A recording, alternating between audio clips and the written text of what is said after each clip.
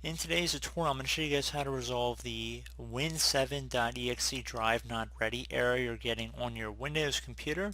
So it should hopefully be a pretty straightforward tutorial, and without further ado, let's jump right into it. So we're going to start by opening up the Start menu just by left clicking on the Start button one time. You want to type in Device Manager. Best match should come back with Device Manager here. You want to left click on that one time.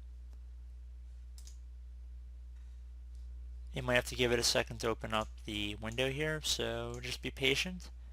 And now you want to look for a floppy disk drive on the left side here. So I don't actually have one on my end, but you just want to expand it. So left click the little arrow next to, again, a floppy disk drive. And then you'd want to right click on it, left click on properties, whatever was underneath. And then you left click on the driver tab, and then just left click on disable device. Again, you'd want to do that for the floppy disk drive folder. So it should say disabling this device will cause it to stop functioning. Do you really want to disable it? You left click on yes. If you ever wanted to go back, you just go back in and enable it instead.